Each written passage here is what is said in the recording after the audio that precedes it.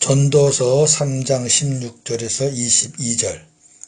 재판하는 곳과 정의를 행하는 곳에도 악이 있습니다. 또 내가 해 아래에서 보건대 재판하는 곳 거기에도 악이 있고 정의를 행하는 곳 거기에도 악이 있도다. 내가 내 마음속으로 이르기를 의인과 악인을 하나님이 심판하시리니 이는 모든 소망하는 일과 모든 행사에 때가 있음이라 하였으며, 내가 내 마음속으로 이르기를 인생들의 일에 대하여 하나님이 그들을 시험하시리니 그들이 자기가 짐승과 다름이 없는 줄을 깨닫게 하려 하심이라 하였노라. 인생이 당하는 일을 짐승도 당하나니 그들이 당하는 일이 일반이라. 다 동일한 호흡이 있어서 짐승이 죽음같이 사람도 죽으니 사람이 짐승보다 뛰어남이 없음은 모든 것이 헛됨이로다. 다 흙으로 말미암았으므로 다 흙으로 돌아가나니 다 한 곳으로 가거니와 인생들의 혼은 위로 올라가고 짐승의 혼은 아래 곧 땅으로 내려가는 줄을 누가 알랴. 그러므로 나는 사람이 자기 일에 즐거워하는 것보다 더 나은 것이 없음을 보았나니 이는 그것이 그의 몫이기 때문이라. 그 뒤에 일어날 일이 무엇인지를 보게 하려고 그를 도로 데리고 올 자가 누구이랴. 아멘. 오늘 주제는 재판하는 곳과 정의를 행하는 곳에도 악이 있습니다. 또 하나는 사람과 짐승이 일반입니다. 16절 17절 재판하는 곳과 정의를 행하는 곳에도 악이 있습니다. 하나님을 모르는 세상에는 악이 없는 곳이 없습니다. 이 악은 어둠이죠. 어둠의 세력이 지배하는 것입니다. 악이 있어서는 안 되는 두 곳이 있는데 재판하는 곳과 정의를 행하는 곳입니다. 재판하는 곳은 법관, 판사 이런 사람들이 있는 것이고, 정의를 행하는 곳은 검찰, 경찰, 공무원, 교사 이런 사람들이 있는 것입니다. 그런데 악이 많습니다. 이뿐입니까? 하나님의 정의가 실현되어야 하는 교회에도 악이 있습니다.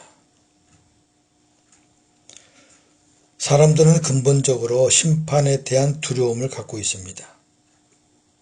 그러기에 정부가 악을 행하여도 저항했을 때 불이익이 올 것이 두려워서 따라가게 됩니다. 그렇죠?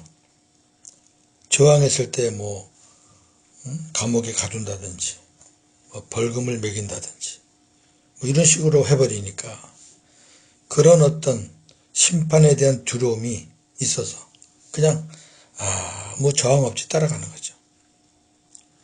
지금의 세상의 모습입니다. 안타까운 것은 사람들이 현 세상에서 당하는 불이익 내지는 이 땅에서 말하는 심판 이런 거는 두려워하면서도 장차 임할 하나님의 심판은 두려워하지 않고 가볍게 여긴다는 것입니다. 그러나 모든 사람이 하나님의 심판대 앞에 서게 됩니다. 어느 누구도 예외는 없습니다. 히브리서 9장 27절. 한 번 죽는 것은 정하신 것이요 그 후에는 심판이 있으리니. 아멘. 죽는 것도 예외가 없고 심판도 예외가 없다는 겁니다. 정해졌다 그랬어요. 하나님의 구원과 심판의 기준이 있습니다. 그것은 예수 그리스도를 믿었느냐, 믿지 않았느냐. 믿는다는 것은 영접했느냐 그런 뜻이라 그랬죠. 요한복음 3장 17절 18절. 하나님이 그 아들을 세상에 보내신 것은 세상을 심판하려 하심이 아니요 그로 말미암아 세상이 구원을 받게 하려 하심이라. 그를 믿는 자는 심판을 받지 아니하는 것이요 믿지 아니하는 자는 하나님의 독생자의 이름을 믿지 아니하므로 벌써 심판을 받은 것이니라. 아멘. 우리에게는 굉장히 복된 말씀이고요. 그렇지 않은 사람들에게는 굉장히 무서운 말씀이에요. 하나님의 의도는 이 세상을 심판하는 게 먼저가 아니었어요. 구원하시기 위해서 아들을 죽이신 거죠. 이 인류를 구원하시기 위해서. 그러한 하나님의 말씀을 듣고 믿고 그 아들 예수를 믿으면 되는 건데 그렇게 믿지 않으면 심판이에요. 그분을 내 안에 영접해서 그분과 함께 하나가 되지 않으면 심판이에요. 그런데 그 예수님을 영접해서 믿고 그분과 하나가 되면 구원이에요. 아멘. 여기서 우리가 눈여겨볼 것은 벌써 심판을 받은 것이니라 그랬어요. 심판은 이 땅에서 이미 결정이 된다 그 말이에요. 최종 판결만 하나님 하시는 거지 결국 뭐 갖고 판결하시느냐? 우리가 이 땅에서 살았던 것으로 판결하시는 거죠. 예수님 없으면 심판입니다. 아멘. 이미 심판을 받은 거나 다름이 없다 그 말씀입니다. 언제 인생의 마지막이 올지 모르는데 우리가 이런 사실을 안다면 기회가 되는 대로 이 복음을 전해야 됩니다. 한 사람이라도 사탄의 수하에서 끄집어내야지요. 네. 복음밖에 없습니다. 예수 그리스도를 영접함으로 하나님의 생명이 있는 자는 천국에 들어가고 예수 그리스도를 영접하지 않으므로 하나님의 생명이 없는 자는 불못 지옥에 떨어집니다. 계시록 20장 12절에서 15절. 또 내가 보니 죽은 자들이 큰 자나 작은 자나 그 보좌 앞에 서 있는데 책들이 펴 있고 또 다른 책이 펴졌으니 곧 생명책이라. 죽은 자들이 자기 행위를 따라 책들에 기록된 대로 심판을 받으니 바다가 그 가운데서 죽은 자들을 내주고 또 사망과 음부도 그 가운데서 죽은 자들을 내주매 각 사람이 자기의 행위대로 심판을 받고 사망과 음부도 불못에 던져지니 이것은 둘째 사망 곧 불못이라. 누구든지 생명책에 기록되지 못한 자는 불못에 던져지더라. 아멘. 큰 자나 작은 자나 그랬어요. 높은 자나 낮은 자나 부자나 가난한 자나 많이 배운 자나 못 배운 자나 관계없어요. 다 씁니다. 근데 하나님의 보좌 앞에 두 종류의 책이 있습니다. 하나는 책들, 하나는 생명책 그랬습니다. 생명책은 이름이 있는데 다른 책들은 그냥 책들이에요. 생명책에는 하나님의 생명을 가진 자들이 기록된 책입니다. 하나님의 생명을 가진 자는 예수를 영접해서 주님과 하나 된 자들. 그런 자들이 생명책에 기록이 되어 있고 그 외의 사람들은 책들에 기록이 되어 있습니다. 하나님의 생명책이 있는 사람은 다른 거 묻지 않고 그 생명 가지고 천국에 들어가는 거고 생명책에 기록되지 않은 사람은 죄 사함을 받지 못했기 때문에 이 땅에서 지은 모든 행위와 죄를 갖고 심판받고 지옥에 들어가는 겁니다. 그 불못입니다. 불못. 예. 무서운 말씀이죠. 자, 그렇다면 우리가 구원받은 것으로 만족하고 살아야 되겠는가? 물론 감사하고 만족하지만 한 가지 더 있습니다. 예수 그리스도를 믿음으로 구원받은 성도는 상급 심판을 받습니다. 베드로전서 1장 17절. 외모로 보시지 않고 각 사람의 행위대로 심판하시는 이를 너희가 아버지라 부른즉 너희가 나그네로 있을 때를 두려움으로 지내라. 아멘. 여기 잘 보세요.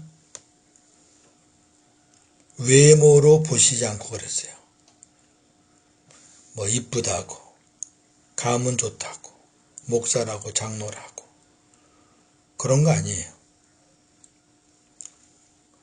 그 사람의 믿음의 행위를 보는 거죠. 그런데 이 대상이 누구냐? 너희가 아버지라고 부르는 분. 그러니까 이 본문은 성도들에게 주시는 말씀이에요. 아버지라고 부르니까. 예. 그러니까 우리가 나그네로 있을 때, 이 땅에 나그네잖아요. 왜? 우리 가야 할 곳이 있으니까. 본향이 있으니까. 두려움으로 살아라 그 말이죠. 두려움으로. 함부로 살지 말고. 각 사람의 행위대로 심판하십니다. 부부가 상급이 다를 수 있고요. 부모 자식이 상급이 다를 수 있고요. 그죠? 목사보다 교인들의 상급이 클 수도 있고요. 몰라요, 그거는. 예. 남편보다 아내가 상급이 클 수도 있고요. 18절에서 21절은 사람과 짐승이 일반입니다. 같다 그 말이에요. 사람을 육체로만 보면 짐승과 별 차이가 없습니다. 하나님이 없어서 육신을 위해서 사는 인생은 짐승과 다름이 없다는 겁니다. 오히려 어떤 경우는 짐승보다 더 못한 사람도 있습니다. 사람과 짐승은 공통점 두 가지가 있습니다. 첫째는 숨을 쉬다가 언젠가는 죽는다는 것입니다. 두 번째 공통점은 죽어서 흙으로 돌아간다는 것입니다. 같아요. 그러나 사람과 짐승이 다른 것도 있습니다. 짐승의 혼입니다. 혼. 아까 그거는 육체고 공통점은 육체를 말하는 것이고 다른 거는 혼은 짐승 거는 땅으로 내려가는데 인생의 혼은 사람들의 혼은 위로 올라갑니다. 이 혼은 루아흐라는 그런 원어인데 숨, 바람, 목숨, 영 이런 뜻을 가지고 있습니다. 짐승은 땅으로 내려가기 때문에 심판이 없어요. 그냥 흙으로 그냥 끝나는 거예요. 그리고 혼도 그냥 없어지는 거예요. 그런데 인생은 위로 올라가잖아요. 그럼 위에 계신 분에게 심판을 받습니다. 이게 달라요. 22절 자기 일에 즐거워하는 것이 복입니다. 사람이 자기 일에 즐거워하는 것은 그의 분복입니다. 복이죠. 복이 되려면 첫째 자기 일이 있어야 합니다. 자기 일에 즐거워하는 거니까. 남의 일 열심히 해줘봐야 그 기쁨은 별 기쁨이 없어요. 자기 일에 즐거워야 돼요. 자기 일이 있어야 되죠. 둘째는 자기 일은 있는데 즐겁지가 못해요. 그러면 안 돼요. 그럼 복이 안 돼요.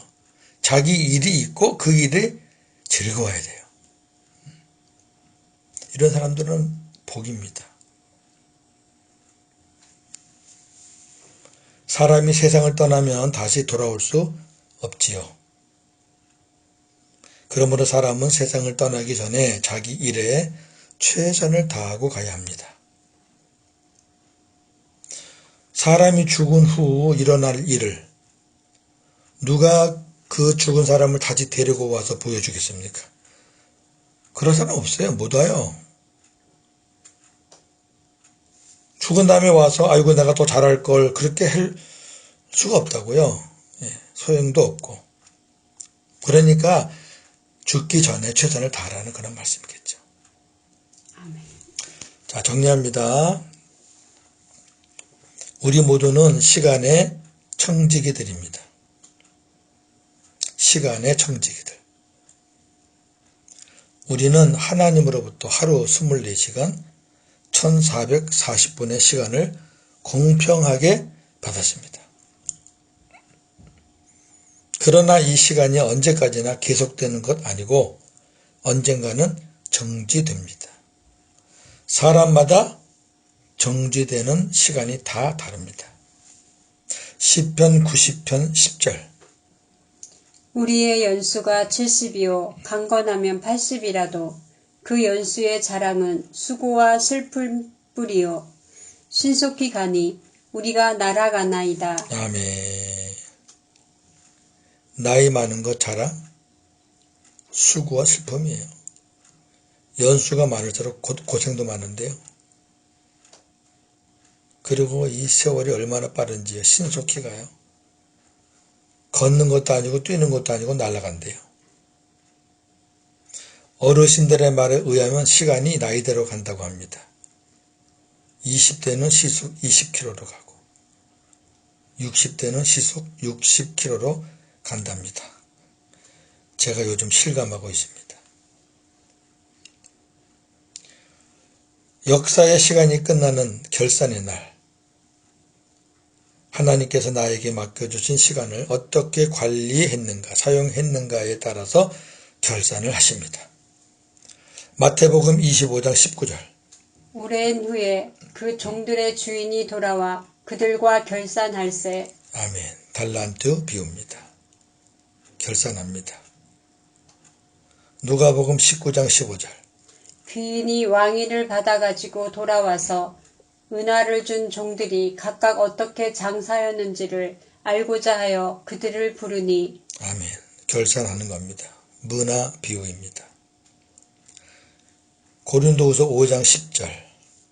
이는 우리가 다 반드시 그리스도의 심판대 앞에 나타나게 되어 각각 선악간에 그 몸으로 행한 것을 따라 받으려 함이라. 아멘. 반드시 있습니다. 성도들은 각자에게 선물로 주신 시간을 잘 활용해야 합니다. 누구를 위해서? 하나님의 영광을 위해서. 또 복음을 위해서. 오늘도 복음으로 승리하시는 하루가 되어지기를 주의 이름으로 축원합니다. 아멘. 하나님 아버지 감사합니다. 악을 행해서는 안 될 재판관들이나 악을 행해서는 안 될 그런 정의로운 자들이 오히려 악을 교묘하게 자기들이 아는 법을 이용해서 더 저지르고 있는 세상입니다. 안타깝습니다. 그래서 하나님은 하나님을 모르고 그렇게 세상에서 멋대로 사는 사람들을 짐승과 비유했습니다. 사람이 짐승과 같아서야 되겠습니까? 사람이 짐승같이 살아서야 되겠습니까? 하나님 앞에 가면 심판이 있는데 예수 그리스도가 있느냐 없느냐에 따라서 구원과 심판이 갈라진다고 했습니다. 결정은 하나님께서 마지막 때 하시지만 이미 확정은 이 땅에서 이루어진다는 것을 우리가 명심하고 아직도 사탄의 수하에서 죄 때문에 허덕이는 인생들 우리가 구원해내야 되지 않겠습니까? 우리는 할 수 없습니다. 그러나 우리가 복음을 전할 때 복음 듣고 깨닫고 생명되는 역사가 일어나는 줄로 믿습니다. 듣지 않고 어찌 믿으리요? 전하지 않고 어찌 들으리요? 그랬습니다. 우리가 전해야 듣고 들어야 믿을 수 있습니다. 하나님 우리에게 시간을 선물로 주셨습니다. 이 시간을 우리가 언제까지 내 시간이라고 생각할 수 있겠습니까? 오늘도 70 안 되신 목사님이 하나님의 부르심을 받았다는 연락을 받았습니다. 세상이 우리 마음대로 되지 않는다는 것, 다시 한번 저희들 깊이 생각하고 그저 내일 일은 내일 맡기고 하나님께 맡기고 오늘 주어진 그 하루하루를 최선을 다해서 하나님의 영광을 위해서, 복음을 위해서 그렇게 사는 저희들 되게 하여 주시옵소서. 아멘. 하나님 앞에 갔을 때 잘했다, 착하고 충성된 종아 라는 말을 듣기를 원합니다. 오늘도 복음으로 승리하는 하루가 되게 하여 주시옵소서. 예수님의 이름으로 기도하옵나이다. 아멘.